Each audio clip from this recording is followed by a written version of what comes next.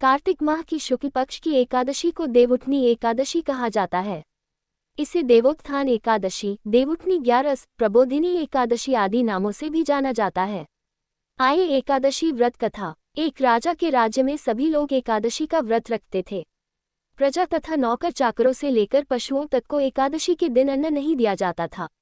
एक दिन किसी दूसरे राज्य का एक व्यक्ति राजा के पास आकर बोला, महाराज, कृपा करके मुझे नौकरी पर रख लें। तब राजा ने उसके सामने एक शर्त रखी कि ठीक है, रख लेते हैं, किंतु रोज तो तुम्हें खाने को सब कुछ मिलेगा, पर एकादशी को अन्न नहीं मिलेगा। उस व्यक्ति ने उस समय हाँ कर ली, पर एकादशी के दिन जब उसे फलाहार का सामान दिया गया तो वह राजा के सामने जाकर गिड़गिड़ाने लगा, महाराज, इससे मेरा पेट नहीं भरेगा, मैं भूखा ही मर जाऊंगा, मुझे अन्न दे दो। राजा ने उसे शर्त की बात याद दिलाई, पर वह अन्न छोड़ने को राजी नहीं हुआ। तब राजा ने उसे आटा, दाल, चावल आदि दिए। वह नित्य की तरह नदी पर पहुंचा और स्नान कर भोजन पकाने लगा। जब भोजन बन गया तो वह भगवान को बुलाने लगा, आओ भगवान, भोजन तैयार है। 15 दिन बाद अगली एकादशी को वह राजा से कहने लगा कि महाराज, मुझे दुगुना सामान दीजिए। उस दिन तो मैं भूखा ही रह गया। राजा ने कारण पूछा तो उसने बताया कि हमारे साथ भगवान भी खाते हैं, इसीलिए हम दोनों के लिए ये सामान पूरा नहीं होता।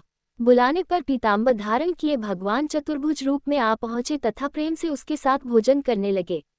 भोजनादि करके भगवान अंतर्धान हो गए तथा वह अपने काम पर चला गया। 15 दिन बाद अगली एकादशी को वह राजा से कहने लगा कि महाराज, मुझे दुगुना सामान दीजिए। उस दिन तो मैं भूखा ही रह गया। राजा ने कारण पूछा तो उसने बताया कि हमारे साथ भगवान भी खाते हैं, इसीलिए हम दोनों के लिए ये सामान पूरा नहीं होता। ये सुनकर राजा को बड़ा आश्चर्य हुआ। वह बोला, मैं नहीं मान सकता कि भगवान तुम्हारे साथ खाते हैं।